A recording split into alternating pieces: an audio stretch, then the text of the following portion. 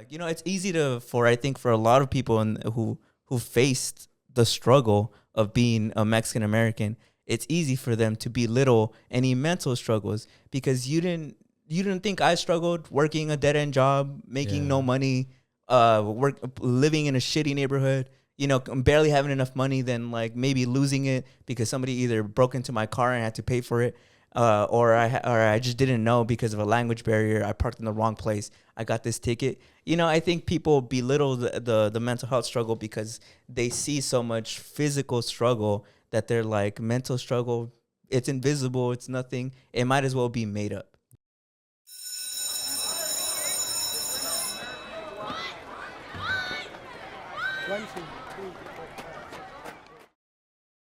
What's up, everyone, and welcome back to school. But don't worry, everything is cool. I'm your host, Julyssa, and of course, I am here with the boys, Steve and Brandon. Say what's up, you guys. What's up? And how y'all doing today? I'm doing pretty good. It's spooky season. We're blessed to be on this side of the country because right now there's a lot going on the other side. By the time this episode comes out, it'll probably be all blown over, but the effects probably won't be. How are you guys doing? I'm good. Doing pretty good. Yeah. Chilling Yeah. like villains. New, same shit, different day. Yeah. That's good. Yeah. That's good. You have long hair now. That's crazy. Yeah. Wait. What's your secret? How'd you grow it out so fast? I know. So I decided to take a career change. So I decided that I'm going to pursue my dream of being a rock star. That's cool. Yeah. That's yeah. cool. So I already sold everything that I own. Moved out. Are you gonna crowd surf? Hopefully one day. I've kind of always wanted to, but I've always kind of not wanted to. I feel like I don't know. Crowd surf? Yeah. I always see people getting like touched, bro. Yeah. In concept, it seems cool, but I feel like people be like. Did you see the DJ Khaled one? They just threw him back. Yeah. Yeah. He was too heavy, I guess. He Well, was they sort of carried him though. I'd also be too scared people would drop me. Like Yeah. if I jumped and then they just move out of the way. Have you seen that one? There was one where a guy, he like ran to crowd surf and they all got out of the way and he just Damn. landed on his fucking neck. Jesus. That's That's Oh crazy. yeah, that's so sad. That's so sad. Poor guy. yeah, but That's kind of funny. I'm the type of person who like sometimes yeah. seeing people eat shit, like videos of people eating shit and like crashing or whatever, like it's kind of funny, low key. Yeah, No? it can be funny. It can be funny. Did you see that video? I don't know why, but it reminded me of that video of the couple where the girl gets hit in the face with the swing. Oh yeah, you sent that. Oh to me. yeah, dude. You that could shit's even hear rough. the like when it hits her head. Yeah, bro, but that's the type of shit that'll like fucking slash you, dude. For me, I think it's funny when it's like, oh, well, he'll be fine, or if it's like, well, that guy was fucking around. Oh, I Yeah. get you. He probably should have known better. Like there's this other one of this little kid. He's like probably like 14 or 15. He's riding. I guess he rode his bike down a hill. Oh, and they're hyping him up. Like, you And- got to do. No, not that one. But that one's funny Yeah. too. But it's like from somebody's CCTV footage from outside their house. Oh. He crashes into a gate. Have you Oh seen yeah, it? and he's like, ooh, because he loses his. Cause he what? He got the wind knocked out of him, so he starts. Yeah, like, bro, he hits that shit hard. What makes it funnier is that he's kind of like a chubby kid. Mhm. So when he gets like clotheslined by the fucking gate, he like vibrates, bro. It's fucking insane. It's gnarly. But he'll probably be okay, right? He probably didn't die. I hope so. Yeah. He's like that, like real. I've been there, dude. I famously, when I was a kid, I remember I ate shit so hard. I was going down. I was about to say it. I was going down this park in our neighborhood that has like a famous hill, and I was riding my Razor scooter back in the day. You know, the type of shit that eats your ankles. I was riding it, and I was as I was going down the hill, I was doing that leg thing where I was pushing myself to go even faster. And then there was like you know how the sidewalks obviously have like a little crack. Mm-hmm. I hit the crack and I went fucking flying, bro. And I remember like a fucking Family Guy character, like I was on the floor, and I remember I scraped like the side of my fucking hip, and then my fingers were all fucked up. And on top of that, I really needed to pee. Like that's why I was going so fast, was because I was trying to get to the park down the hill so that I can use the restrooms to pee. So I remember I just picked up my razor. I was bleeding. I fucking got into the restroom, because I was literally gonna piss myself, and I did not want to be covered in blood and piss. So I went into the restroom, and I was in such a big rush, and I was in so much pain that when I closed the door from the restroom, I slammed my fucking finger, bro. And I remember my finger started bleeding, and it was all purple. I was like, no way. Like, how could it get any worse? Why didn't you just go home? Well, If you had to go I don't know. 'cause it's like where you used to. I know what I you're don't talking about. know. Yeah, Cause I'm like, it's I not guess close to that's- my old house, right? Yeah. I guess because he was heading in that direction. Yeah, I was probably just like, I don't know. I guess I was just a dumb kid. I was just a Because stupid I'm like, kid. if you were right here, like if you're going, you could have just gone straight and then a quick right, and you would have been at your house. I guess I just didn't want to go home. Like, You wanted to be out. maybe it's deep. Where Maybe were it's, you? Where at were the you? time. He was embarrassed. At He the didn't time, wanna go You home. were just out. You were just out, like dicking around. Yeah, when I was younger, I was always like, Did I've you- always been an extroverted person, so I've Mhm. always just been around the neighborhood, either on my Uh-huh. bike or fucking razor, and I guess I just didn't want to go home, bro. I was just like, nah, I'm a fucking chill at the park, and boom, I ate fucking shit, and I almost fucking chopped off my finger. Are you gonna? And Are you then I gonna, almost pissed myself. are you gonna let your kids just wander around Nah, never. unsupervised? Nah. Yeah, right? no. It's kind Nah. of weird because it's not that because now in memory I'm like, yeah, I remember as a kid I'd sometimes just be like somewhere, you know. Yeah, no, I just got lucky. Yeah. I put myself in so much unnecessary danger when I was Yeah. younger. I never really did. Oh, really? Yeah. I didn't really like go out that much, honestly. I don't go When I out was that younger. much. I don't go to parties. I generally didn't start going out until college. Mm. Yeah, you were always a homebody. Yeah. But No. also 'cause like there was this weird like thing of like I couldn't go out. Like I wasn't allowed to go out. So then I just wouldn't go out. Do you think it's like Mexican daughters aren't allowed to go out as much as their sons? I think so, but I think because I don't know, I feel like for myself there was this thing of like I guess I was very like what is Sheltered? it? Like obedient? Like if Oh. they told me, I'd be like, okay, I'm not going. Like it's fine. Like I wouldn't like fight them on it Yeah. or like make an argument out of it for myself.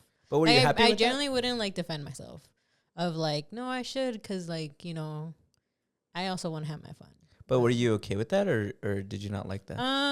I think in some points I like did and I think in other points I didn't really like pay attention too much to it and I didn't really mind it that much. I think that's what made me become a little more introverted where I just didn't like people. Where I was just like, oh, like I don't like going out. And I think eventually it started becoming like fear of like, oh shit, something can happen. yeah. Because I feel like I always had, when I learned about like how they're like, oh, you shouldn't talk to strangers, I took that to heart. Like I was like, I'm not going to talk to strangers. Like I'm not going to talk to people. So every time like strangers generally would talk to me, I wouldn't talk to them. Because I was like, I was told not to. So I shouldn't. Like how I said, like I was very like obedient. Like I listened to adults. Like I was like, okay, like if they told me this, then I'm not going to do it. And I think I learned that in school or something. I don't think my parents told me that. I think I learned that in school. And I think I just Really? became very like trusting in that. Mm. And I was like, okay, well, if I don't know them, I'm not going to talk to them. But I think it's because I did hear about like stuff of like, you know, like kidnappings and stuff. And I think that's what really caused it to turn into like fear. So it wasn't really your family upbringing. It was more just like the world. I think it was the family and the world. Like, I think it was both things. Because I think it was also like, I mean, I think one of the examples that has always been brought up is like, oh, when we used to ask to go to sleepovers and they would be like, no. And then when you finally were able to go to sleepovers, it was like, why weren't we allowed kind of thing? And Did you feel like it was like that because you were a girl? I don't know. I think, well, because our older brother also wasn't allowed to do it. Yeah, true. That's common, no? Isn't there saying una nunca sabe? Yeah. There's that, or tienes casa, like, why do you have to go somewhere else to sleep or kind of thing? I will say, yeah, being the youngest sibling, you do get away with a lot more stuff Yeah. than what your older siblings did. I at least remember Stevie was allowed to go out a lot more. And, like, he was a lot more out. But... What am I supposed to do? But I also think it's also because he's, like, very extroverted. But I think it's Did that another make me that way? it's another part of, like, myself where I think I was very introverted. But I think it was because of the fact of, like, how strict my parents sometimes were with me. But I can't say if it's only because I'm a girl. Yeah. Like, I think that's the one part where I'm like, I don't Yeah. know, maybe it was or maybe it wasn't. But I think, I don't know. Because there is like think pieces and discussion out there Mm. about Latinas who feel like they were sheltered from the world, and Yeah. in an unfair way where it's like the boys in the family aren't sheltered the same way, and so you know you have all these rules that Yeah. don't apply based on who you are, like Yeah. what gender you are. I was gonna say, do you guys think that like being introverted or extroverted is a nurture thing, or do you think people are born that way? Like, because I know you guys both consider yourselves introverts. Do you guys feel like you guys were born that way, or you guys were made that way? I think to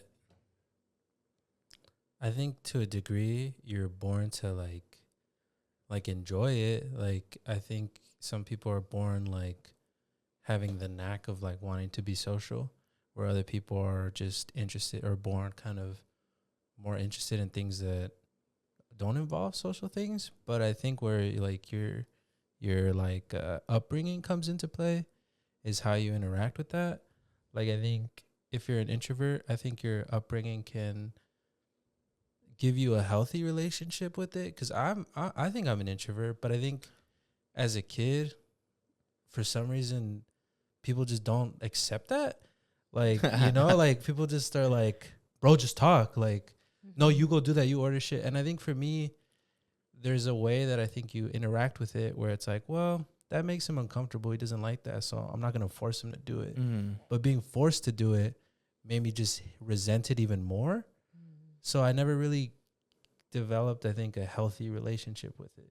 Does that make sense? It does, because I've seen people talk about examples like that where they'll do TikToks where it's like if everybody talked to extroverts the way they talk to introverts, they would say stuff like this. Yeah. Where if like I was talking because I'm an extrovert, Oh, he they'd shuts be up. like, yeah, it'd be like, that's do you ever never- like think about not talking? Do you Yeah. ever think about being quieter? Yeah. Like, and it's like, well, because the vice versa of that, the other side Yeah. of that is when people are introverts, they're like, you ever think about talking more? Yeah. Like, you don't really talk much. So it'd be like if Brandon was like, you ever like feel like being quiet? Like, you ever Yeah. feel like you stop talking? Yeah. And like that's very insulting. Yeah. So I think it's like, because I think it's just the world in general is more social. Like, if I had to guess, I'd say a majority of Let's see, people are like- more social. I'm gonna look it up. Or at least the world is structured in a way that has to be social, Yeah. right? For sure. So I think stuff like that, like people around you, like teachers or stuff like that, like public speaking. I think some people just don't like that. And I Yeah. think that's okay, you know?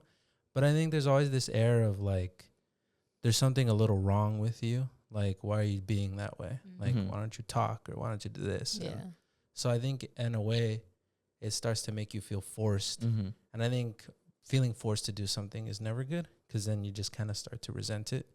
Because, like, yeah, like I'm sure in the inverse, if somebody was like, bro, stop talking so much, like, stop talking so much, it'll kind of start to make you a little insecure. Mm-hmm. Like, like maybe I do talk too much, you know? Yeah. So I Yeah. think it's a little bit of both. Yeah. No, I agree. Because I think that for me, like, I totally think that the reason I'm an extrovert and social is because I'm the youngest in my family.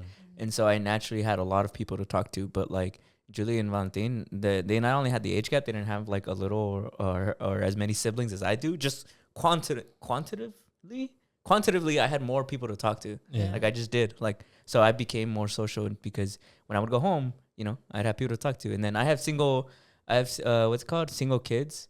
No, wait. Only child kids. Single kids. Only Single child kids. friends. Only Yeah. child friend. Good. There you go. Only He child has friends children. who are introverts. Mhm. And like I always equate it. It's like, well, it's because you didn't have siblings, and I don't think Yeah. that's a bad thing. I'm just Yeah. saying that's what I think is the reason Yeah. why you're probably more introverted. Because Yeah. like I never had a moment where Like I would you're- come home and have to an empty like, house. Like your oldest brother grew up with just 2 other people. You grew up with Yeah. 4 other people. Yeah. Makes sense, yeah. Yeah, so I just naturally was more inclined to be good at socializing. And then I looked it up right now. It says that it's basically like a 70% to 30% ratio, where 30% of people are introverts, Yeah. 70% people are extroverts. Yeah.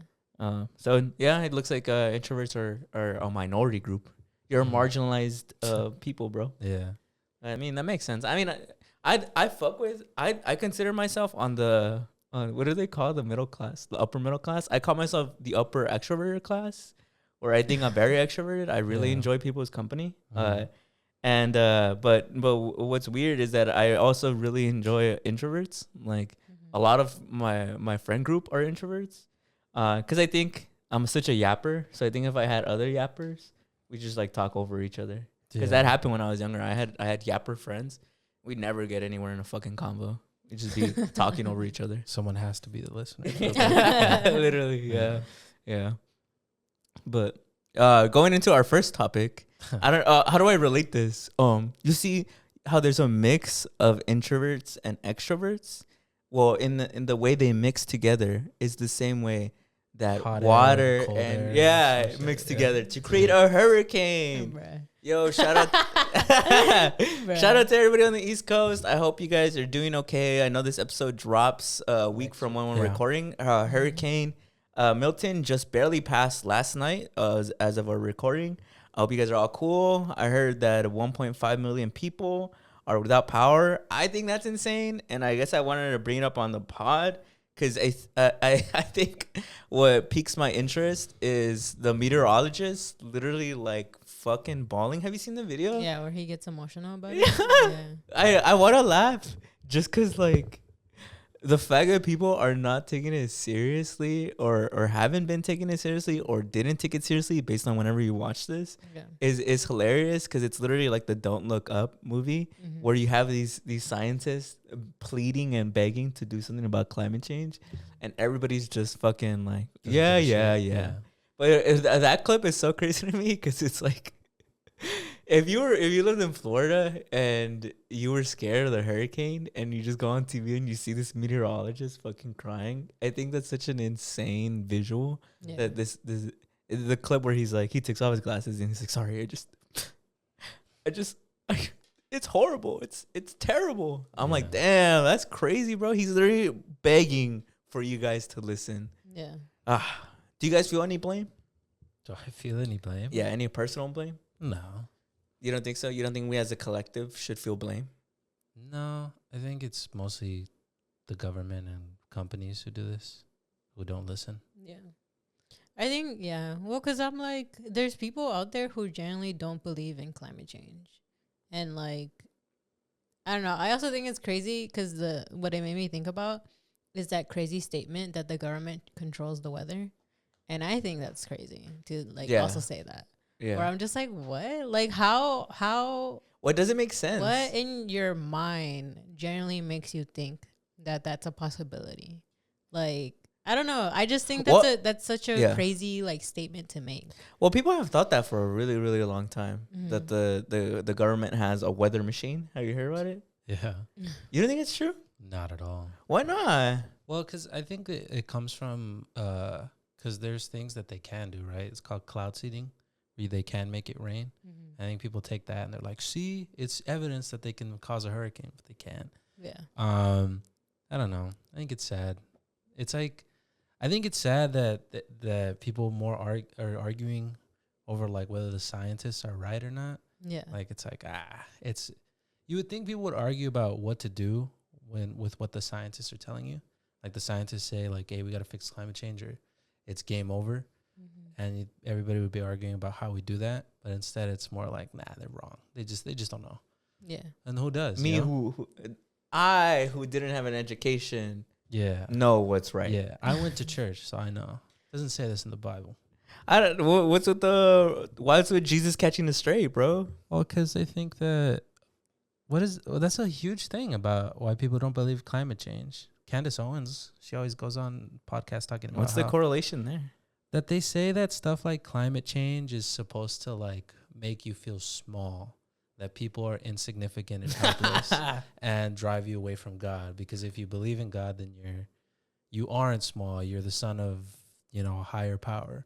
But if you listen to science and all these things, it makes you feel like you're a small speck of dust. It makes you easier to control, which is really dumb. That's subjective. Yeah. Who says that? That's how I feel. What if it makes me feel awesome that Yeah. if like let's say I was religious, Yeah. a religious person. What if I'm like, no, that's cool. That means like we are all like the canvas of Jesus, and like we are all interconnected. And in order to reach nirvana and peace on earth, we have to treat all animals and plants and life like equally. That's such a subjective idea. That or they say that like God wouldn't let this happen or some shit. Like we don't have the power to control it. Only God does. Yeah, because in the Yeah. Bible, God never destroyed the planet, right? Oh, Yeah. wait, he did. He fucking sent a flood. Like, God, that doesn't make any sense either. God wouldn't let this happen, but he let slavery happen. Well, I yeah, don't know. that's You know? true. But I'm Yeah. just saying literally Yeah. a direct natural world-ending cause happens in the Bible. Yeah. The flood for Yeah. 40 days and 40 nights. So I'm like, you can't use that logic either because it's like, You would. the God would let this happen. What do you mean? He let Yeah. this happen. Yeah. Technically, in the canon, Yeah. in the Bible's in the canon. scripture, Yeah. he literally did let it happen. Well, yeah, but isn't it also that like science and religion don't go together? Because like a lot of religious people are like, well, God created the earth, right? So like science is like taken out of the equation or whatever of like, well, it wasn't like, you know, cells or atoms or whatever. I don't know. I mean, I disagree that science and God, religion don't go together. Like, I think they can. I feel like a lot of the greatest scientists were religious. Like Mhm. Isaac Newton was a Yeah. Christian. The guy who made the Punnett Square, we learned about that, right? Where it's like Yeah. you learn about Yeah. dominant and recessive genes. Mhm. That guy was like a priest, you know. So I don't. Yeah. I don't. Because there is scientists on Earth who say like they see all this logical reasoning for why stuff occurs, Yeah. and for some of them, they're like, to me, it's just so organized and orchestrated that I just feel there's a higher power that had to have like set a blueprint for this stuff. Yeah. Some of them, I'm not saying this all of them, and I'm not Yeah. even saying this a majority of them, but there are people out there like that. Yeah. So I think it's just ignorance, and I think there's just like a subgenre of religious people who, I think have a. Oh, I finally found it. I always try to look for this word. It's called spiritual psychosis. Who have spiritual psychosis, and I think it's just like anything that doesn't follow my subjective experience is wrong. I think that, yeah, I agree. I think that I don't like that they use that as like a, because of what I believe, that therefore your science isn't true. Mhm. Like, you know, I don't know. I think that's so backwards. Like, when it comes to like legislation or what you do in terms of climate change or others topics like women's rights, like abortion and stuff, I really don't think it's fair, right, or anything that to use like a religious standpoint as a defense. Yeah. Like, I think if that's your personal defense, like if that's your own thing, like I personally don't believe in climate change because of this, cool, you can do that. But I think when it comes to like physical, like tangible things like government and how it affects the world, I just think that's so backwards to use a subjective belief instead of objective facts, you know? Yeah. Like, as far as we know, like all the science proves climate change is true, you know? So I don't understand why that isn't taken, and it's all held at a pause for this subjective belief. Because if you think about it, not everybody's even Catholic, you know? Like even if that's true to you, there's a whole other portion of the planet that isn't true for, Yeah. you know? So I that's still But do you backwards think to me. do you think it affects the general public? What do you mean? Like, do you think people who believe in that stuff, who are like Jesus wouldn't allow this, do you think they're actually harmful? Like, or do they not affect like the grander public? Do you get what I mean? No. Like, there's people out there who probably are religious and they Yeah. think that climate change isn't real, but is it okay that they believe those things because they don't affect or harm the general population? I think it's okay if you individually believe that, but I don't think in terms of like when it comes to like a grand scale, like the government who's supposed to make decisions for everybody, I don't think it's fair to use a subjective belief and treat it as an objective truth. Because like even if you're just talking about the United States, not everybody in the United States is Catholic. Yeah. You know, there's people who are Jewish, Islamic, and those are just like Christian. those are just like the Abrahamic religions. You know, there's Yeah. tons of religions.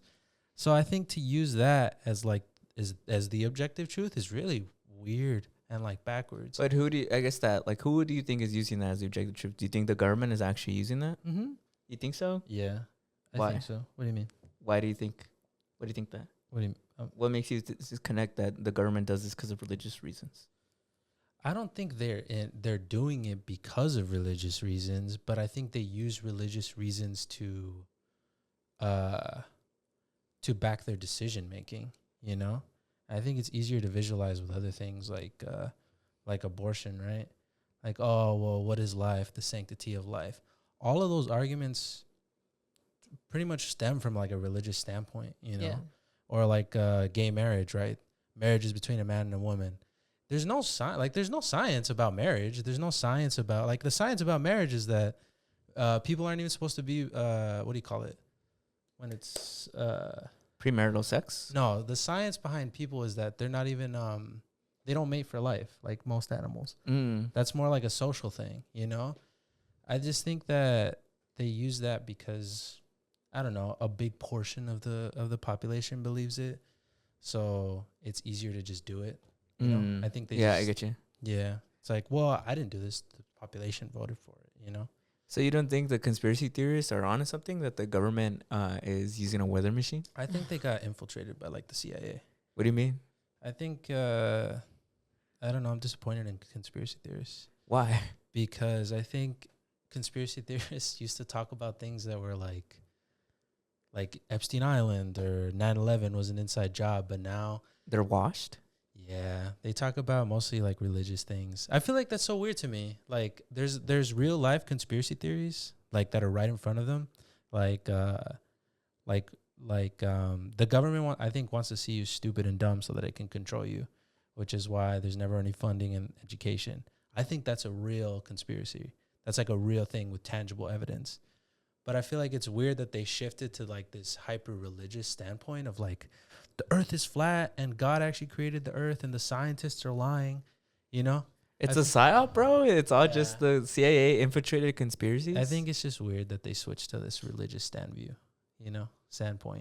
Like if anyone's like a controlling force, it's religion, no? It's the most like Christianity is super oppressive. Yeah. And I thought they were all about like freedom and not control. Maybe it's because they got proven right too many times that they're like, nah, not everybody agrees. We gotta get even crazier. They're just contrarians. Yeah, because Wait, like who? The conspiracy theorists, uh-huh. because like they for a long time they had that conspiracy about how the elite are all pedophiles and doing weird rituals, and then Epstein and Diddy got exposed and they do weird rituals and have sex orgies, and then now they're like, oh, everybody agrees. No, it's because the Earth is flat. Yeah, I You don't know? know. I don't know. It's sad and weird. Maybe it's not sad. Maybe it's just they should have never been the like You that think- voice of reason to begin with. I you was saying? gonna be like, do you think it's because not everything, but some things that were becoming true, it kind of scared them of like, oh shit, like some do you mean? theories became kind of true. No? Like it scared them, but what it about like scaring spooked them? them? It was like, damn, like, cause you know how he was like, oh, like the CIA maybe. Mm-hmm. It was like, oh, they were borderline like hitting the spot, and they were like, nope, we're gonna shut this down, cause like I get there what was you mean. some truth to it. I get you. And I think that They scared flew them too of close to like the sun. fuck, like I maybe we shouldn't say like I genuinely think, I get what you I mean. genuinely think they got infiltrated. I feel like the like conspiracy theorist like community got infiltrated by like the CIA to turn them religious. That's why they need us, bro. That's why we're gonna start. Todo Chido is now. If you're a fan, if you're a listener, you're part of our conspiracy group. Bruh. We're called the Todo Chido conspiracy group. And Yeah. go ahead, eat, bro. Give me a real conspiracy right now. A real fucking conspiracy. A real conspiracy Yeah. theory? Um, I think like the reason a lot of the government is so against and like rich like what do you call it, billionaire corporations are so against like abortion, what do you call it, contraceptives, Birth control? sex education and stuff like that, is because if you're in a lower like tax bracket and you're poor and you're uneducated about and you don't have access to education about like sex and like contraceptives, it becomes a lot harder to escape that tax bracket. So like if you're low income and then you have a kid because you never really learned about that kind of thing, you don't have access to healthcare, and then you have a kid, the chances of you moving up in like social class are much lower. Yeah. So I think that them kind of wanting people to have kids is less about religion and more about making sure you stay poor. Yeah. So I think that, that's a I always conspiracy think theory. about I think it came out in George Lopez where I think Benny, right? That's her Yeah. name. George Lopez's mom where I think they were talking about like, oh, who's gonna be working in like those fast food restaurants if they don't keep people in like the lower income sort of thing. And I always thought she's like, we need those people. Yeah, she's like, we need those people kind of thing. But it always reminds me of like, I think that sometimes makes me think of like, I think that's part of the conspiracy theory of like, oh, they keep people in that low income so that they can be the ones to be like, you know, overworked, like over like the labor and like all that I stuff. think a lot of their motivation, I'd say maybe like 80% of it is because they want people to stay poor or become poor. You know what I think is so scary and sad about what you're saying is that I genuinely think it's so true and the evidence is right in your face. I was just texting you last night. I was telling him about how, because we were talking about the hurricane, and I was talking about how the fuck is there genuinely people out here who believe that the government created this? And then I thought about, I work a lot with blue collar men, and a lot of them are super uneducated and super, I don't know how to say this without sounding insulting, because some of them I feel bad for. Some of them are generally, you know, they were poor, they grew up poor, they didn't have access to the resources that we had. So I don't judge them. But there's some people out there who are not only stupid, but dangerously stupid. Where I get the vibe from them where they're capable enough to at least be social and interact with people. But the amount of ignorance and quite frankly aggressive stupidness that they have is a danger to the people that they interact with every day. So let me break that down. What I mean by that is like, you know how we talk all the time about machismo and like how there's all these super backwards and conservative ideologies. There's people out here who are capable enough to not only discuss these topics with other people, but get into relationships with people, have kids with people, who then raise these kids to have this ignorance, aggressive, and sometimes violent ideologies. And I see it every single day I go to work. I meet a blue collar guy who says something machista and says it proudly. You know, and it doesn't surprise me anymore that there's all these people out here who genuinely believe insane conspiracy theories, like the fact that the government created the weather. You know, like it doesn't surprise me, because like there is a large group of people here who are so proud of being wrong or proud of being ignorant. And it's embarrassing for our community as Latinos.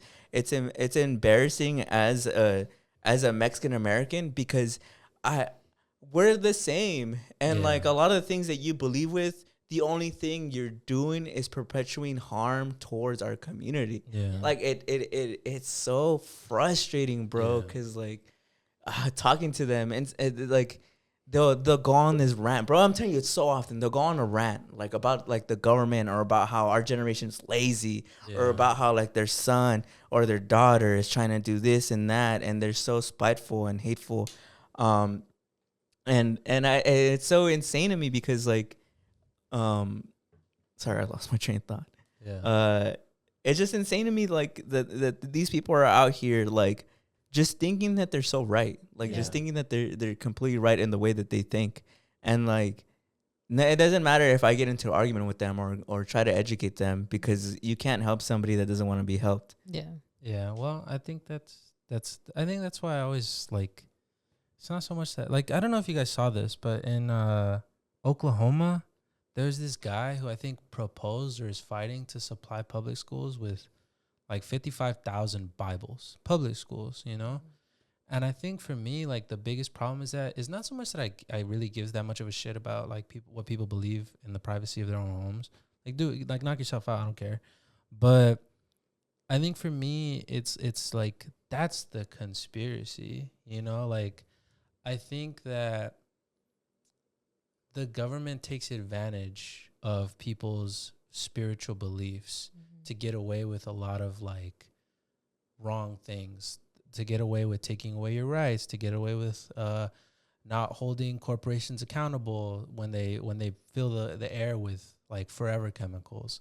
Because it's so easy to just be like, oh wait, aren't you like Catholic or Christian?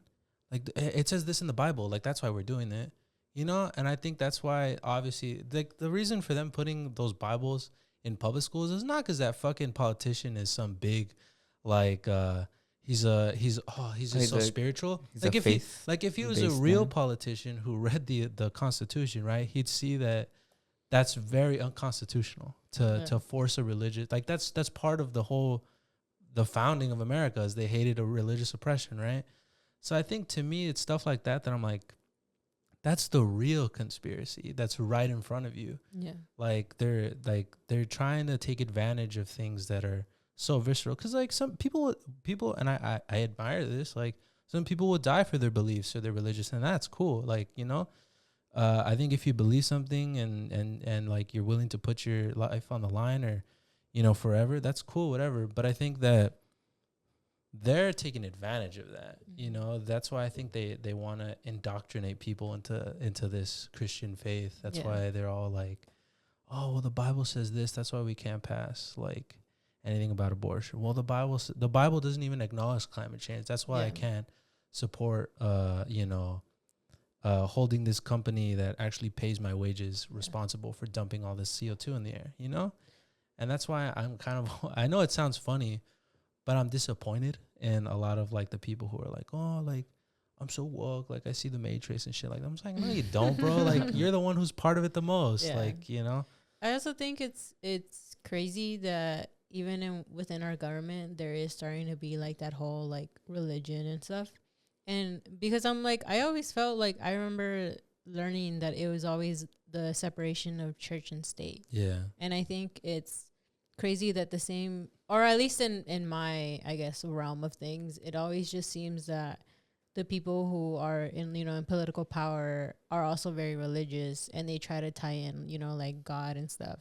But it's like, but it's within like our laws and, you know, our constitution that we should separate, you know, church and state kind of thing. Yeah. And so for me, that's why it never made sense why there's always like the, like for abortion, right? There used to be the argument of like, no, that's not the way, you know, God would want things or whatever. Yeah. Like, or like even with gay marriage, right? It was the same thing. Like, you know, God wouldn't want this kind of thing. But it's always been said that within like government, there should be the separation of those things. Yeah. you know? That's why I'm like, I never understand why that's even allowed to be introduced as like an argument for legislation. Yeah. Like, I don't know. Like, I just don't even get, like, you would assume that any argument that pulls from a religious standpoint is just thrown out. Yeah. But it's not.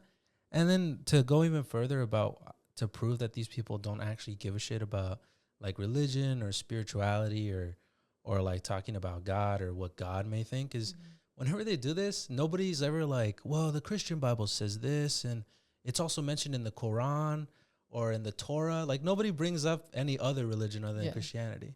You know, like, but the second you do, if you bring up any other religion that isn't Christianity, it's the Jews control it, you know, or this is terrorism. It's a terroristic agenda. It's an oppressive religion, you know, and it just, that to me is the ultimate proof that they don't give a shit about spirituality. Because if you did, then you'd look to the biggest religions of the country.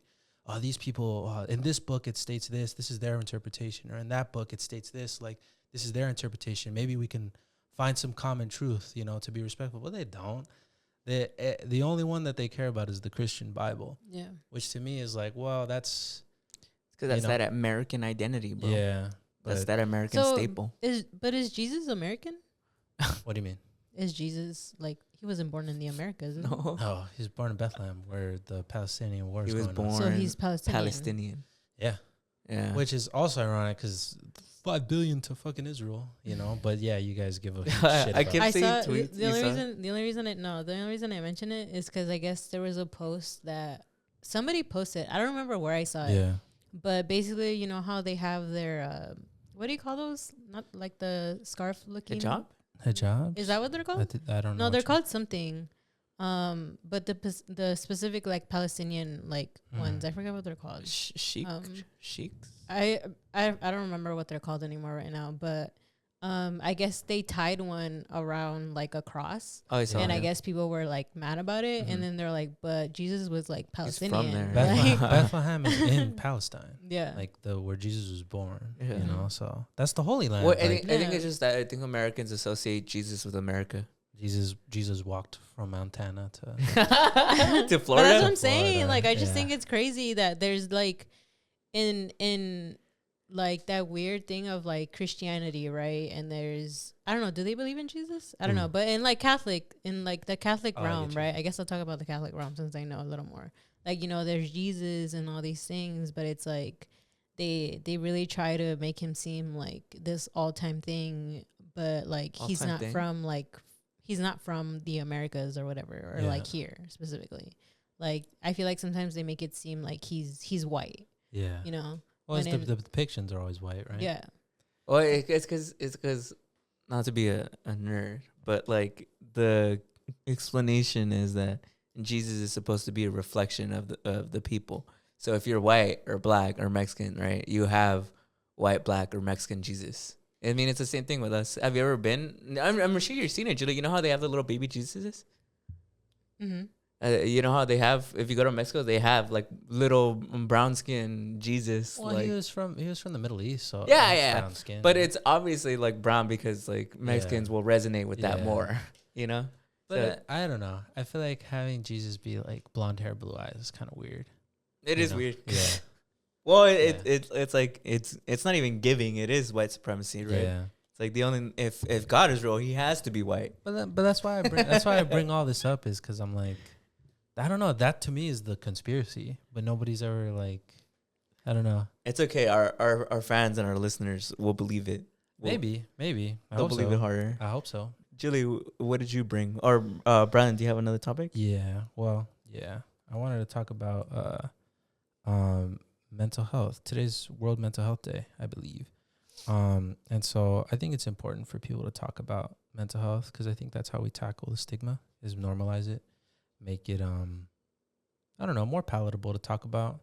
You talk about Gabor Mate all the time. Is he a psychologist? I don't know. To me, he is. He's a therapist. I don't know. He works in the psychiatrics, right? And he talks about how that's how we take away the stigma, is people are more open about it. They talk about it, have more regular conversations about it, and it becomes less of this taboo. Because he's saying that a lot of mental illnesses are normal reactions to abnormal situations. And he didn't say this in the video, but this is my interpretation of it. Like, someone getting PTSD from war is a normal reaction to abnormal situations because people aren't supposed to go through war like that. Yeah. So the person who has PTSD or struggles from that thing, there's nothing wrong with them. Like, they're injured. Like if you fell from a 5-story building, your body's not supposed to fall from a 5-story building. So you breaking your leg isn't. It's a logical conclusion to the action. Yeah, but it'd be like if I treated you like, what's wrong with you, bro? Like, you freak, you know? That's like, why are you walking like that? Yeah. But I guess I wanted to talk about it because, I mean, we're, I guess, a Latino-oriented podcast. And I think there's a big stigma in, like, ethnic communities surrounding mental health, and specifically in family dynamics. And it's a bit hard to quantify. There's not a lot of studies that will give you, like, a specific number. But it's very common. Like, it's a very common. It's a very common occurrence for people to be invalidated in their struggles by their own family. Mm-hmm. Every Mexican knows that there's this weird feeling about mental health. Yeah. Why do you think that is, personally? Easiest thing to blame it on is machista, but I also think that, like, at least in my experience as a Mexican American, I think the feeling of immigration is a very rough experience. It's a very tough experience. It requires a lot of mental toughness. A lot of people come here, have nothing, have to work basically 18 hours more or less. Some people work on the street. Some people sell stuff. Some people make stuff. Some people work their fucking ass off just to send their kids to a shitty school in their neighborhood, you know, and that's just the bare minimum. So I think that when you go through that, there's this, like, whether intentional or unintentional lesson of, like, the strong survive and the strong keep going. So then as you grow up and maybe life gets easier, and, you know, your kids who aren't little defenseless kids anymore, they go to school and they learn about mental health and they learn about all these things that are true. I think for them to then present to you that you are faced with trauma and you are faced with these mental what would you call them? Not mental disabilities, mental. Struggles. Yeah, that you face mental struggles. It's harder to conceptualize that there's something difficult that you're dealing with that isn't physical, because for so long, for years on years, months on end, they faced a physical struggle. You know, Yeah. just staying alive, staying afloat, making money. So I think that like when you just present that to anybody who faced a real world physical struggle, it feels like that just can't be real. Yeah. Like, or if it is real, you're being weak about it. Yeah.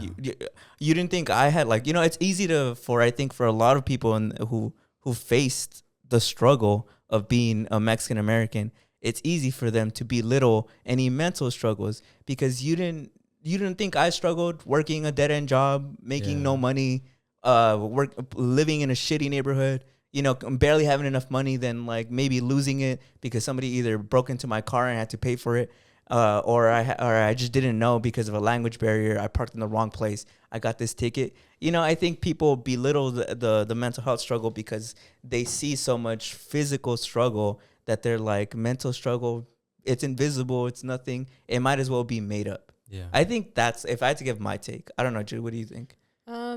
I think this is generally just the thought that I just had, and I feel like I think some people or parents of like these ethnic groups are very well aware about what mental health is. And I think when their kids kind of present the signs, I think parents blame themselves.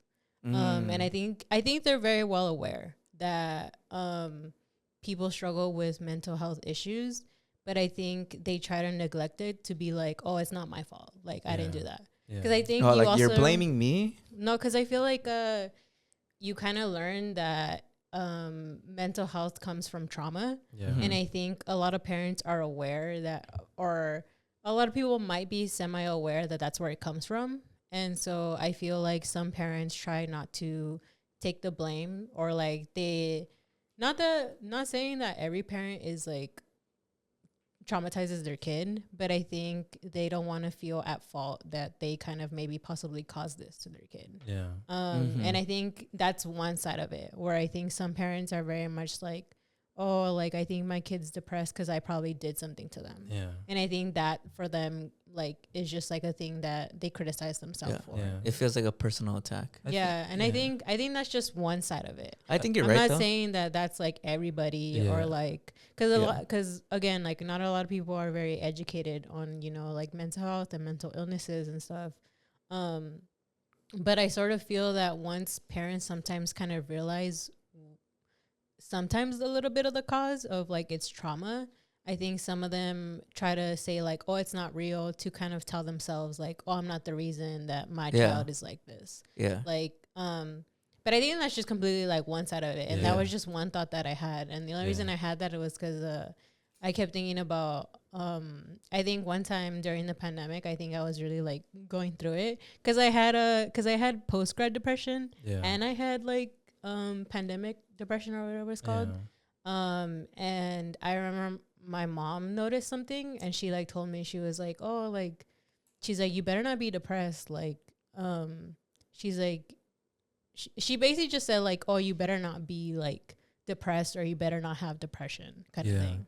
And I guess that kind of triggered of like, I think, well, my mom is very well aware of like depression and stuff. Yeah. So that's why I was like, I think sometimes parents try to do it so that they don't blame themselves, or like they have this thing of thinking like, oh, I caused something to my child and it's my fault. But I don't think they're at fault. Like, I'm not saying that's a completely true statement. Yeah. I'm just saying that sometimes parents think that of like, oh, like, because I've heard that maybe it's from trauma and maybe I caused something for my kid to be depressed. Well, it's true. Like this one study that I found, specifically it talked about how ethnic communities and cultures interacted with, or how mental health was perceived. And, you know, it's interesting because they talk about a few different demographics very broadly. Like, obviously, it talked about how in the Black community, seeking mental health like assistance is kind of seen as a taboo because there's a big stigma, or a big distrust, I should say, towards the medical community. the medical field in that community, Yeah. which I think is valid. Yeah. You know, or where they talk about the Asian community, how in that community it's kind of more seen as like a shameful thing to bring up. And then I found this one about Latino, how it is in the Latino community. So this is a direct quote. So admitting to a mental health issue can be perceived as tarnishing the family's reputation, leading to embarrassment or shame. Studies show that many Latinos fear being seen differently if they seek mental health treatment. 38.6% of Latinos reported this fear, compared to only 13% of non-Latino whites. So there's almost double the amount of fear because of that huge, that big family thing, which I think is, I guess, sad. Yeah. Because I can understand to a degree, not understand, but I can see how expecting the rest of the world to accommodate you or to like, I think it's a bigger challenge, and it's obviously not going to happen. The rest of the world isn't going to do that. Yeah. You know, they're not going to help you. They're not going to accommodate you or recognize your mental health struggles. But your own family, I think, is really difficult for a lot of people, because in a lot of ways, then I'm like, then how do people heal? Yeah. Because the study talks about how, like, in the real world, there's a lot of there's stigma, there's discrimination. A lot of people with mental health are perceived as violent. They'll lose jobs. Nothing like accommodates them.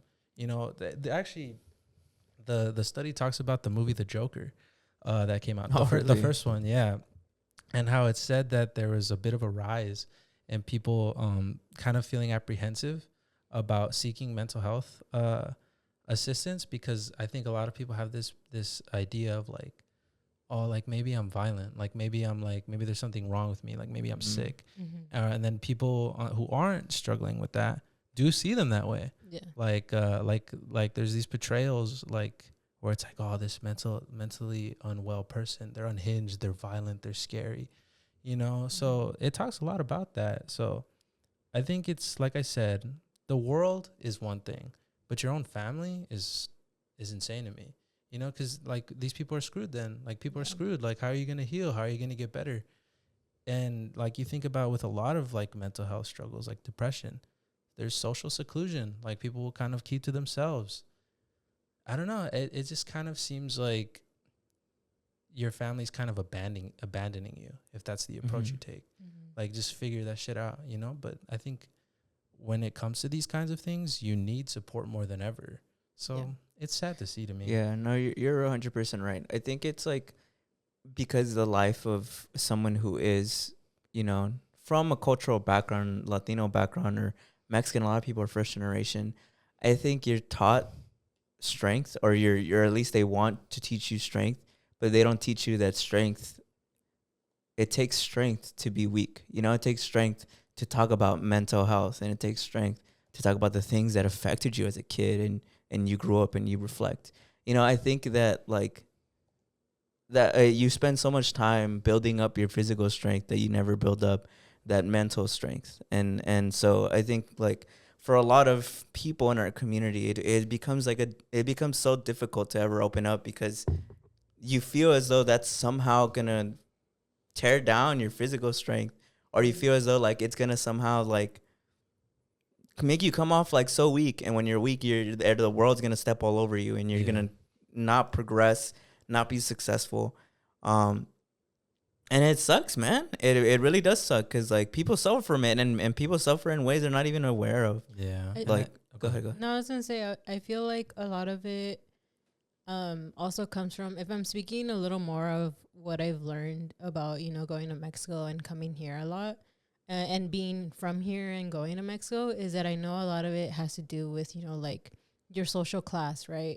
And I think adding that you're, you know, like mentally ill, or like you're just going through something mentally, I think it's seen as a negative completely.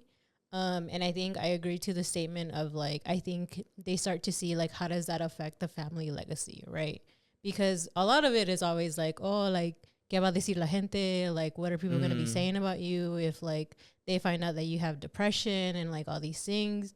And because, you know, like, mental health is seen in such a negative way, it's not expressed. Because it's like, you already know, or, like, people have, I mean, I'm sure you hear in your family already make comments of like, if so say like your cousin comes out that they're depressed, like you're already hearing about your cousin about how like, oh, like he's weird or like all these things, like he's always sad and all these things, and you hear the side comments, right? Yeah. So I think a lot of people just go through that same thing of like, I think they hear that, and going with the whole social class thing again, it's the same thing. Like if they see it as like there's something wrong with you, so then they see you that you're affecting our family. Like the pride of the family. Yeah, the pride of the family. Because I feel like, I mean, we've talked about it on here where I think there is this whole thing of social status and how you should be presented amongst people. And like, I think in Mexico, there is that thing, at least to speak on like where my parents are from, it always felt that way, where it was like you, like the social class. And like when I used to hear of like, why do I hang out with people when they're like poor and stuff and I'm over here being rich, right? But it's like, we're all the same. Like, it's just part of our culture. And I feel like, I think that's why a lot more people don't talk about, you know, mental health, because it affects their actual family legacy. Yeah. Of like, they see you as this, like, what's the word? Like, they just see you as like an outsider, like an outcast. Just like, like an outcast. And they're like, oh, you're not normal like the rest of us, you know? And I think that's why it's even more that it's not talked about, you know? Yeah, totally, dude. It feels like it's just a remnant of the classism in Mexico. Like, it's something that I didn't even realize until right now that you brought it up. But it's true, bro. That's so true. Because, I mean, classism is a big issue in Mexico. And it's the same thing. It's like, oh, dude, like if you're you got bipolar disorder or you got some other disorder, you're going to make us seem like we're lower class. And that's so unfair because like the shit that affects you, sometimes it's like just out of your control. Yeah, it's and fucking random. And I mean, the other part, like speaking again on like where my family's from, like a lot of them aren't very well educated. So if they hear about bipolar, they have no idea what that means. They have no idea what any of that is. Yeah. Because for the most part, a lot of them aren't really educated on what different, you know, like mental health illnesses people can get. For sure. I think that because I think also, if you don't know what it is, that's one thing. But some people also think they do know what it is. Like some people, like bipolar is a very common one, right? Where it's like sometimes he's sad, sometimes he's not, you know? And then people will either say, well, like, oh, I'm like that too, you know, like sometimes I'm just sad, sometimes I'm not. Yeah. But that's a huge misunderstanding of what bipolar actually is. Same thing with stuff like OCD. Like, oh, I like my stuff neat too, but that's not even close to what it is, you know? Yeah. So there's that. And I think for me, I think what's sad is like how you guys were talking about how, I think Steve hit the nail on the head when he talked about how, because it's not tangible, like you can't see it. It doesn't get treated as it's valid, right? It's not real if it's like I can't see it. It's not real.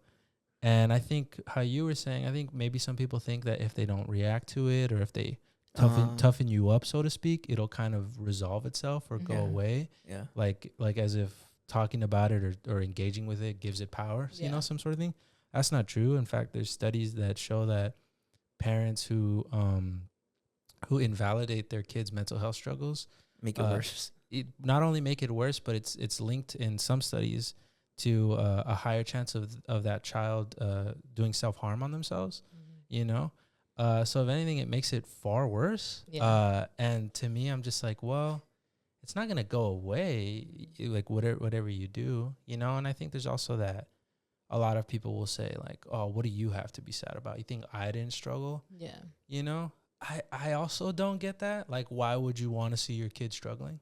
Like what about, why do you want to see your kid suffer? You know, like, what does it matter if you went through stuff too? Like, what does that mean in terms of like the validity of what your kid goes through? Dude. You know, like, yeah, I think it's also just what is it, like neglecting them like themselves. Yeah, because I think they also are maybe aware that there's something like with them that I think they're also in denial that they might also have a mental illness. Yeah. And I think that's why they try to, because I think it just comes with like the protection, right? Where it's just like, as a parent, you know that there's something going on in your head, and you're like, I don't want my kid to come out the same way as me. Yeah. So then you fight. Sorry, you fight for them to also not become the same way as you. So you do the what do you call it, like the thing of making them tougher. Yeah. Like you go through the route of like being like, oh, you need to have strength, you need to have like this type of like Grit, like mental toughness. yeah, like just this toughness of yourself so that you don't become the same way as me. And I think that's what happens with them like neglecting it, because it's also like how you said, you're not giving it power. Like you're like trying to get yourself away from it. But I think that becomes the opposite, right? Where it's just like, it's not really helpful. Well, because if you think about it, they might not know this is what you're doing, but you're in reality playing mental games with somebody who's mentally ill. Yeah. And you might think, oh, like this has the effect of like, it's going to make them tougher. But you playing mental games with somebody who's mentally ill, like just on paper, that does not sound like correct. People don't, I don't think people realize that's what they're doing, you know? Yeah. Well, it comes from for sure, like a lot of like people don't even realize a lack of self-awareness. Well, because like think about it, if like you're struggling with like a depression, like, you know, and a lot of depression is, you know, self-esteem, like why does anything matter, or like I'm not good enough, stuff like that, right? It's common. But then to add the pressure of like your parent confirming almost those things, being like, what do you even have to be sad about? Like kind of implying that you're a stain on the family, implying that you're not good enough. I gave you a good life. Yeah, like you're just ungrateful. Like, you know, stuff like that. I don't think it registers. Like, look, you're piling on and you're making it worse, you know, which it's sad, you know. But I think that's why it's important to talk about. I feel like a lot of it is also just invalidating their feelings, you know, like very much ignoring them actually expressing themselves. And I think that's another part that really affects somebody. And I think that adds again to the stigma, because I think a lot of people who struggle with mental health have this idea of like, there's something wrong with me, I'm not normal, I'm sick, there's like I'm a freak, you know, stuff like that. And I think the way that a lot of people who are uneducated engage with this confirms that, you know, like it's kind of like, you know, like what's wrong with you, like I was saying earlier, like what do you have to be sad about? And I think it's that type of rhetoric that adds to that like feeling of I guess there is something wrong with me, like everybody's telling me that there is, you know. And so I guess it creates this like snowball of just it making it worse and worse. But I also think that like this is the time to also champion the people who do have, because they do exist, Latino families and Mexican families who actually are able to address these mental health issues, because they do exist. And I think that if you're from a family who doesn't think or has a weird relationship with mental health, I think that you're perfectly fine to continue to still try and fight. And I think you should feel excited and hopeful. Like, I know it seems like doom and gloom because of what we're talking about, but at least from my family, getting a little personal, we do have a family member who did struggle with mental health. And I think that it sucks that he went through that, but him at least talking about it and like, you know, our family having to regardless deal with that reality that he has, you know, mental health issues, made us grow and made us become more tolerant and made us educated on how to deal with mental health issues. I'm trying my best not to give this air of like, dude, just do it, because it's not that easy. I know it's not that easy, but like, I just know that initial first step is going to be the hardest. But from that point on, that you're facing them with the reality of what is real and that mental health, that your family might have these mental health issues. And dude, I know it's hard because I mean, Julia talked about it like on a personal note about how like our family struggles still to like kind of address mental health issues that sometimes our extended family members have. But as time has gone by, we've become more understanding. And I think that's true regardless of any Latino family out there, that the hardest part will be the beginning, and it might take a while, but it isn't something to be discouraged or give up on, because I think eventually, I just think that if they truly love you, and it's truly a loving community that I feel like a lot of Mexican American families are, eventually it'll start to click, you know, like it'll eventually start to be like, okay, like this is real. What my son and my daughter or whoever you are is going through is real. And you know what?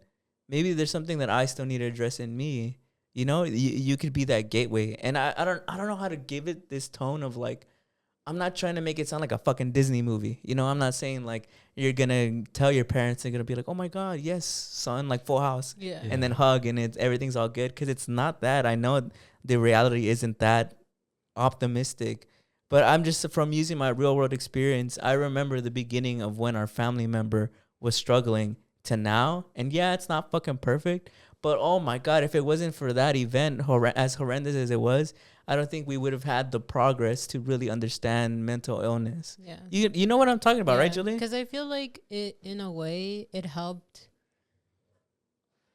I don't know. It helped us also realize that we should start coming more as a collective now of like helping each other out. Yeah. Like I think it made us realize of like, I think being there for somebody really does matter. And like I think it really sort of unified the family in a way, because it showed that there was this person who was struggling mentally and going through so much in a time when things were really crazy. And I think it really helped in making everybody else understand that this is a real thing. Yeah. And like it could cost somebody's life. Yeah. You know? And I think And that's it could happen why, to anybody. and yeah, and it can happen to anyone. And I think our family, and I think it for sure was hard, and I can imagine that it's harder for other people. I think for us, it was a very like, I think we were very fortunate in the way things kind of happened. And that's just speaking on us. Like, I think not everybody goes through this, but I think it really opened, I think, a lot of people's eyes on like, this is a serious thing. Yeah. And I think for us, it really helped our family just become closer. And I think that's why it is important to speak on it. And again, I'm not saying it's going to be easy, because that was our family. Like, I think our family was just very much like, oh, like Understanding. this is a real thing, and is a real possibility of something extreme happening. Yeah. And I think that was our wake up call. And I'm not saying like everybody's else should be that experience or it will be that experience. But I think speaking on it will probably help that cycle of like, okay, maybe this is a real thing, or like it's the talk, it's the awareness, right? Of like bringing it. Because again, I think we're a very like family oriented kind of thing. And I think, seeing somebody who you love go through it and seeing like those things, I think really does make you be like, okay, like maybe I should pay attention to this. And again, I don't think the journey is ever easy. And I get that like starting that talk is really hard. But I think it really will help you in the long run. Yeah. And it'll help you find your own community that can help you. Yeah. Because I feel like, I think also speaking on it is just like you get to find other people, whether it's not your blood related family, but you get to meet other people who help you throughout this journey. Yeah. I think the biggest thing is just knowing that you're not alone in it.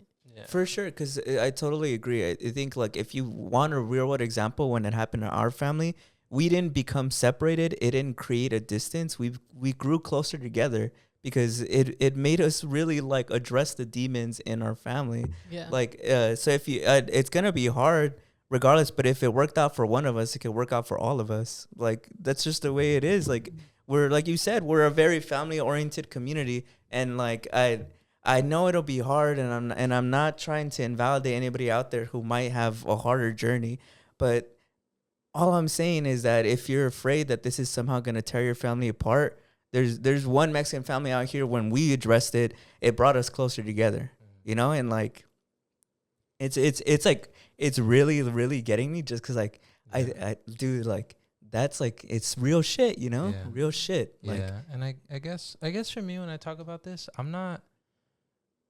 don't know. I feel like for me, it's more like I'm not speaking to the people. This is just me. Like I completely agree with you guys saying. I'm not speaking to the people suffering. Like I'm more speaking to the people who aren't suffering right now. I'm speaking for the people. I'm trying to speak a little bit for the people who are suffering. And to me, it's more like I don't understand how people can champion. I'm not specifically calling out the culture, but I just mean just in general. I don't understand how you can champion family and say family first, but only on a caveat. Yeah. Not when it comes to mental health. Like I don't understand how you can say like family first, but not if you're mentally ill. Like, you're gonna have to go figure that out. Yeah. Because then I feel like, to me, that's what family is for. Is for you to lean on when the rest of the world is not gonna help you. If anything, that's, I think, what the ultimate thing that family is supposed to be about. Is the rest of the world might not be here for you, and it might never will be, but this family will be. But that's sadly not the case for a lot of people, you know. And so I guess for me, that's who I'm kind of like trying to at least educate or talk to. You're is right. like, Yeah. is like, you know, you should never underestimate people's ability to hide things. People are really good at going with hiding things or not talking. That's why people, when they talk about people who have unfortunately, you know, taken their own lives or they struggle with things, and people are like, what? I would have never known. You know what I mean? It's like, people are really good at hiding things, man. You'd be surprised how good people are hiding things because they're afraid of how people react. And I think it's the responsibility of the people who maybe aren't struggling to make things, to create an environment that feels more accepting, you know? Because, I mean, like, I know people who, man, their family just, geez Louise, man. Like, will do anything before they acknowledge that that's real, you know? Yeah. And that's an unfortunate, sad reality. But that's why I'm always kind of like, I think people who don't struggle should be educated, should know about it, should I think it rests on them. Because I think for me, when I think about mental health, what always shocks me is, maybe this is wrong, but I always kind of see it as any other kind of injury, like a broken leg or a broken arm or a broken finger, which I have had, you know? And to me, it's like, I don't understand why mental health is the only injury, so to speak, that you have to constantly get people to take seriously. If I had a broken leg and my ankle was like falling off the bone, I wouldn't have to like speak out and be like, you guys have no idea how much this hurts, you know? If I like got a giant gash on my arm and it was bleeding everywhere, you wouldn't have to advocate for that being taken seriously. And I don't understand why mental health is the one thing that you have to sit here and explain how much of a difficulty that is. So that's why for me, I'm always like, you know, I always encourage people who are struggling with mental health, like, keep advocating for yourself. Obviously there is help and people are out there to help you. But for me, I think, you know, the people who aren't struggling need to step up too. Like, you know, you guys are also responsible for creating an environment that is tolerant, you know? Like, if your kid came up to you saying, Mom, Dad, I broke my leg, you wouldn't be like, go walk on it. Yeah. Some monsters might be. It probably doesn't even hurt that bad. Yeah, like, I broke my finger when I was a kid, and I dealt with it, and then their fingers like to the side, you know? So that's more for me when I bring this up right now. At least I'm like, the people. I'm more directing it for the moment at the people who aren't struggling. Yeah. Because I'm like, if you're gonna say your family, you gotta be about it, man. You gotta be family like, family isn't just when it's easy; it's when it's tough too, you know. Yeah. But real shit, dude. Yeah. We got real fucking quick. Yeah, I think it really is. Like, for the people who don't really struggle with it, I think it really is creating that safe space for the people who are. Yeah. Because I think it is, like, very much, especially in family, I think, like how I said, like, the way you talk about people, right? The way you be chismeando about like your cousin or your uncle or whatever it is, of like, oh, like there's this thing that's like wrong with them, right? And you're like, oh, like that, and your kid is listening to you like talk that way about somebody else who might be, you know, mentally ill. And I think, you know, our words are very much like affecting whoever is listening to you. Yeah. And I think that's very much doesn't create that safe space for your kid to be like open about, you know, what they're going through. It digs your own grave, bro. It digs your own grave, because like you said, this is for people who aren't struggling. But in my opinion, a lot of people are probably struggling and don't even know. Like, I think the people who aren't struggling and create a toxic environment, it's really because if you are open and you're like, there's a family member I have that's struggling, they can completely talk about their mental health issues. I think the reason why you wouldn't want to do that is because you know there's something also up with you. And so you dig your own grave, because when you're chismeando, when you're talking shit about mental health illness, I hope you know all you're doing is creating an environment that not even you can flourish in. You know, you get me? Like Yeah, you're I just get digging you. your own grave. You're I making get it you. bad for yourself. Yeah. Like, yeah. Yeah, I agree to The what you're journey is saying. within. Yeah. Yeah, Brandon, you're spitting. Yeah. It's But, a banger. but that's mostly all I want to say is just That's all I'll have to say do our about part to destigmatize it for our audience. Yeah. So, Yeah. but yeah, Julie, what do you have for today? So my topic is about California has banned legacy admission for all colleges, public and private. Yay. This makes Let's it go. illegal.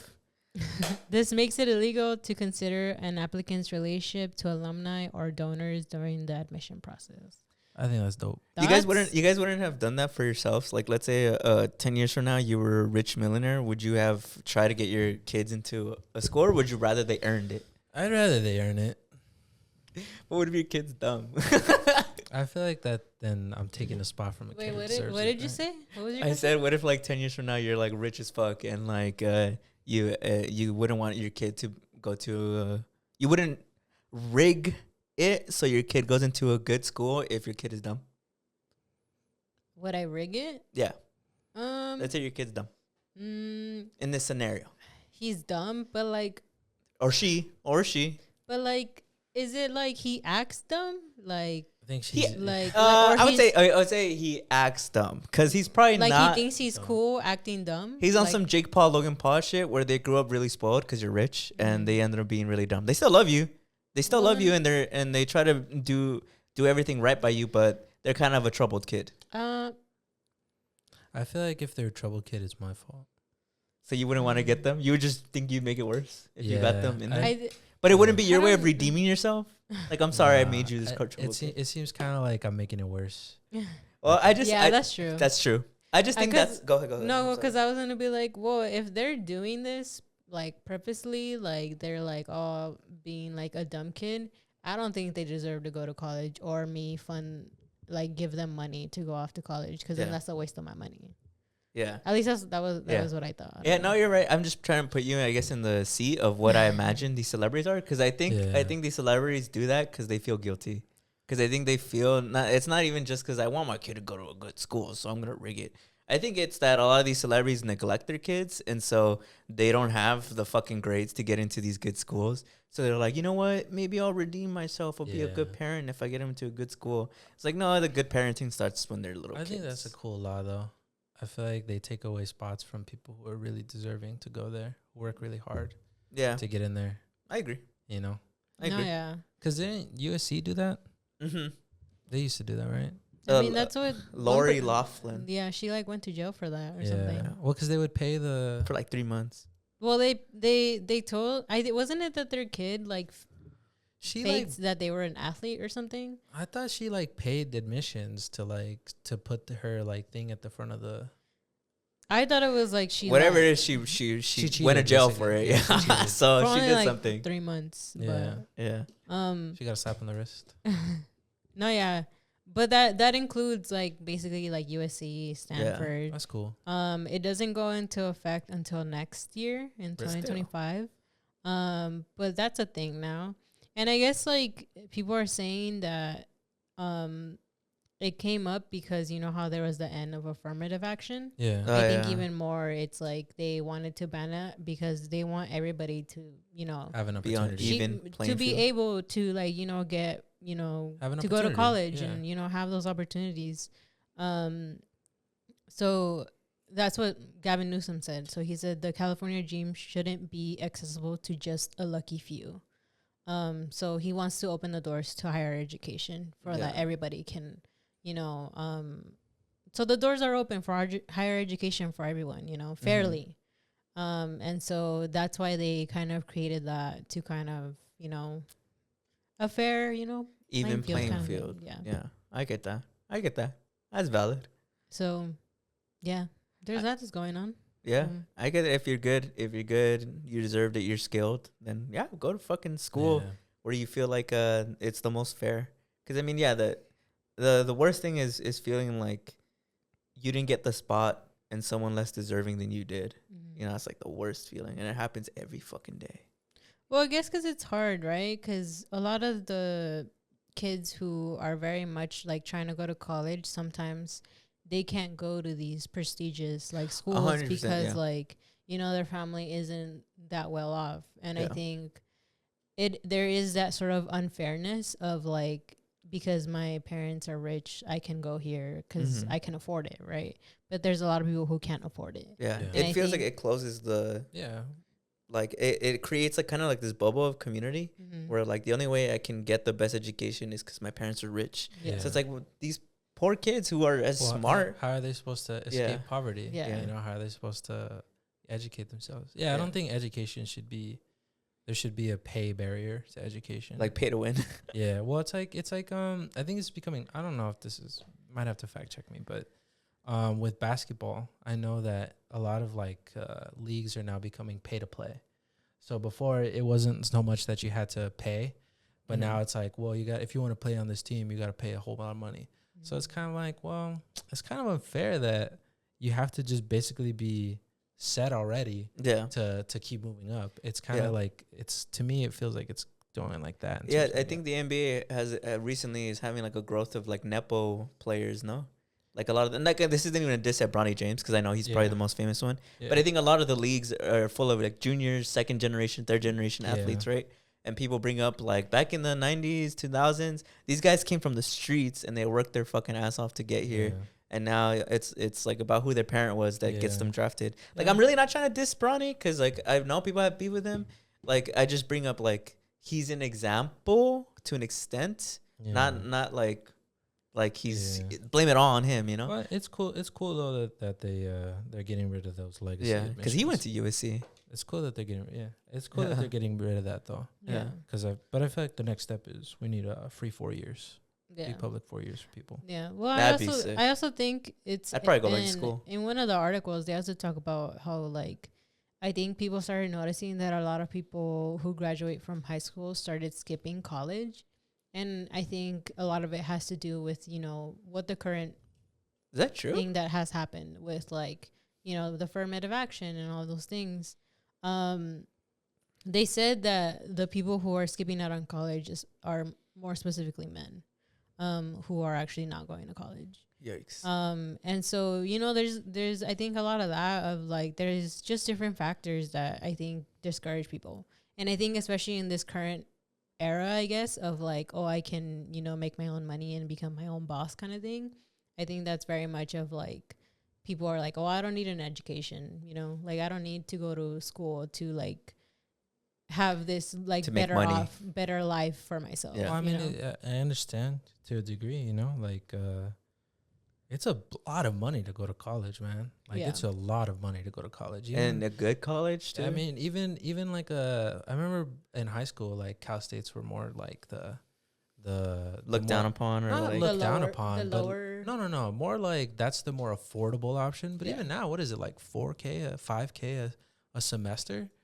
Jesus Christ, man, that's a lot of money for you know, an education that I Yeah. think is essential. Yeah. Like that's yeah. I get you for I- something that's like literally essential. It's Yeah. essential, like, you know, like how do you Education. expect people to learn to Yeah. be people need to be educated. I think Yeah. I would don't- argue it's a human right, but I just feel like I think it's important just to learn. yeah. Like I don't think I'm saying that you should go to college because you need or Yeah. like should get a degree. I think it's just so that you can be like aware of a lot of things, because I feel like college teaches you more than what you learn in middle school, in high school. Like you get to learn True. about Hell yeah. way more different things, because you know people Opens the world like up. this is their profession. You know, there's professors who are very much dedicated in these subjects. Yeah. And I think a lot of the things that you learn in college, I don't think you would have ever learned in middle school or high Yeah. school. I